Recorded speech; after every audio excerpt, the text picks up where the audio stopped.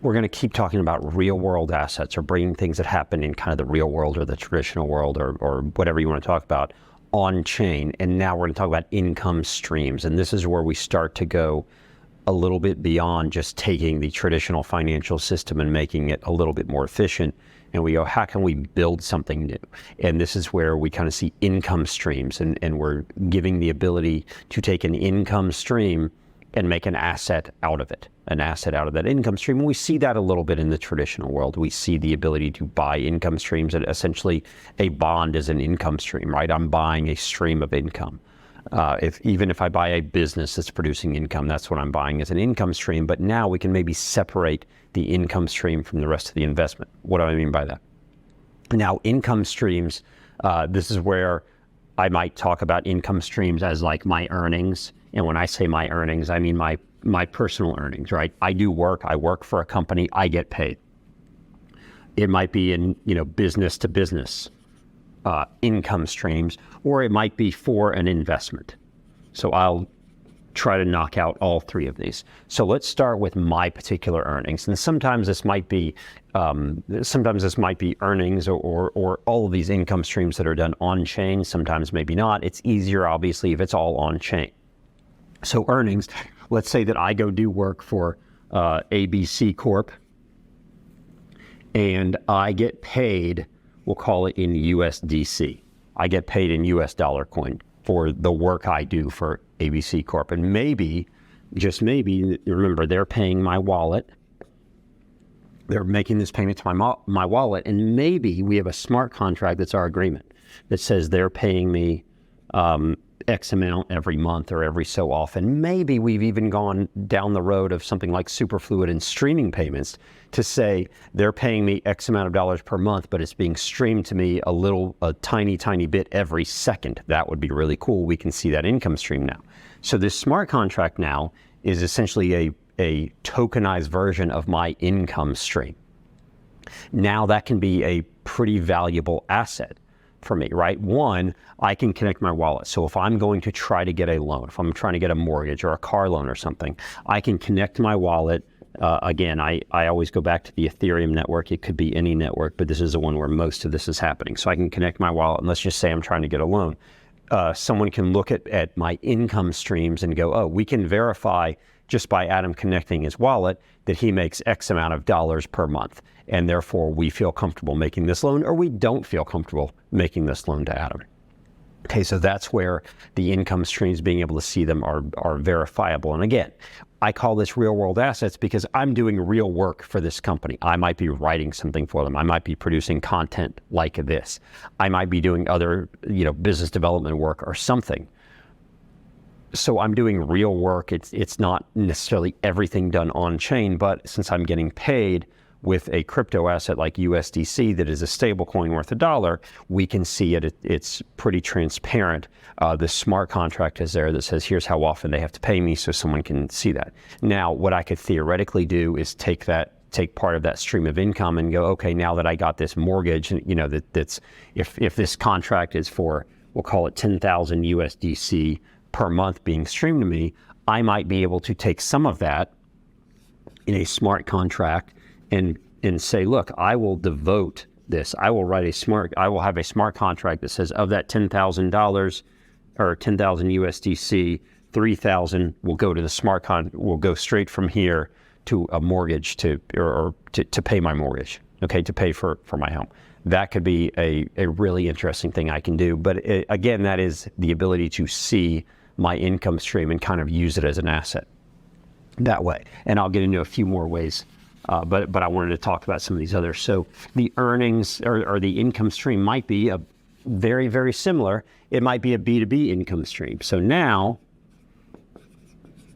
you have ABC company, you have XYZ company, and they have they make some sort of transaction. ABC, does some work, provides some service here routinely, and there is an income stream going back. And again, we can call this USDC. This could be done by a smart contract, whatever.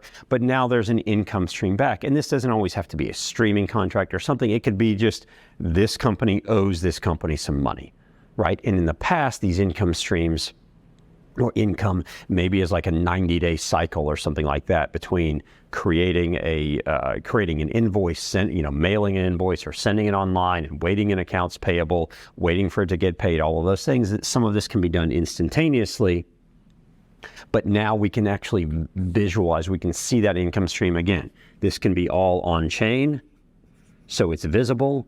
Again, this company has a wallet, this company has a wallet, everything can be viewed on chain. Again, this is now a valuable asset. This company can prove it has this income coming in to get, potentially to get bank loans, to get other types of loans, to show some of their other providers, here's how much money we're making, to show investors, here's how much money. Maybe some of this has to go back to investors, but now they can prove it. And the transparency and the trust that you don't have to have the trust in the company, you can have the trust in the on-chain visibility in seeing what's going to happen.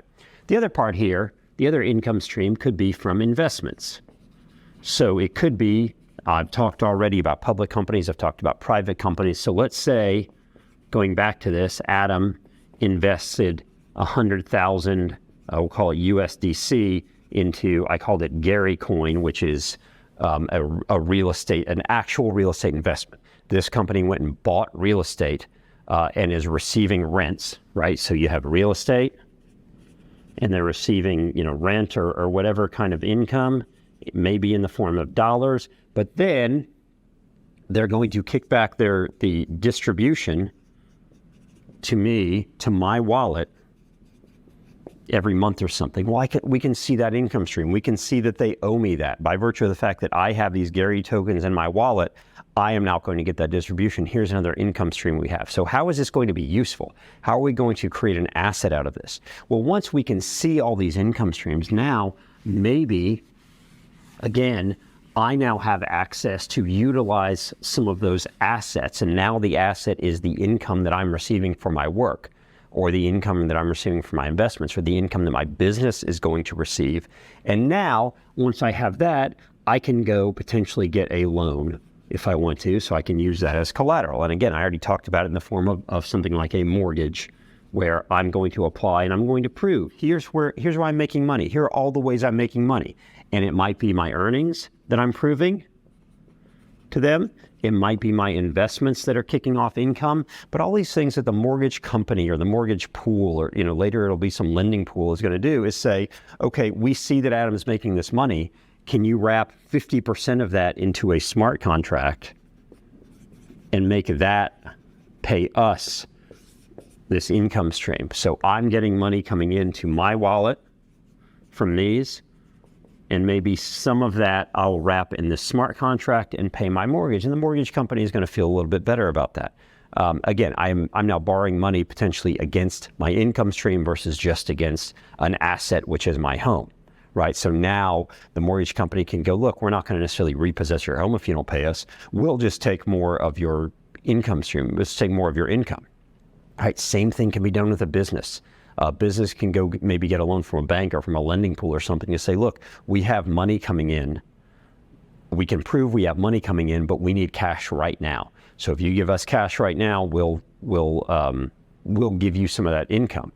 And that's what factoring is, right? That's what factoring accounts receivables are. If I know I'm going to get paid in the next 30 days, but I need the cash right now to pay my people, well, I can factor those. I can pay, 3 or 4% to someone who will give me the cash right now, but they can see that. And I can basically turn those income streams, because they're tokenized potentially, and point them towards their wallet so that they get paid instead of me. And everyone is happy, and it's a very efficient system. So this is where we take real world assets, real work I've done, real investments I've made, real work that two businesses are doing together, and make that an asset, because it's transparent, because we can settle it, because we can view it on the Ethereum or one of these other public blockchains, because I can wrap some of that into a smart contract. I am more likely to be able to, maybe more likely to be able to get loans, maybe more likely to be able to settle those, maybe get my interest rate down a little bit. And again, this is not so I can go gamble with the money or invest it or in something risky, like we think about with crypto assets more. This is just people going about their financial lives, but opening up other opportunities. We don't usually have the opportunity as often to to get loans or to utilize our income as collateral on loans. It happens with businesses, with large businesses. They can go to the bank and get a loan and say, here's how much we make, but it makes it really hard. Usually you still pledge real assets as collateral. Now you can pledge income streams, and you can do that via smart contracts, and you can make the system much more efficient. You can, again, prove what you're earning as a business or as an individual. You can prove it because someone can see those income streams. You can get a direct loan against it if we're talking about something like factoring.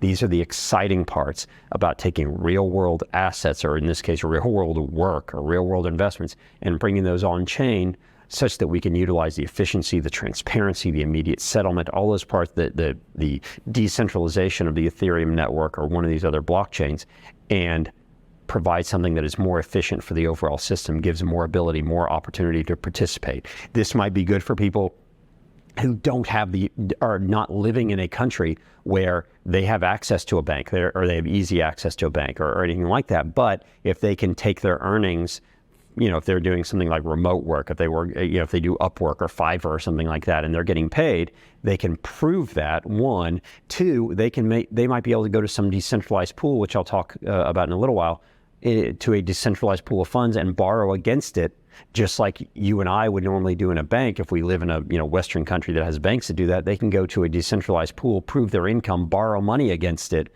to live their life. And in that way, you have more people participating in the global financial system. That's where we see the importance of bringing the real world asset that is my ability to earn an income on chain.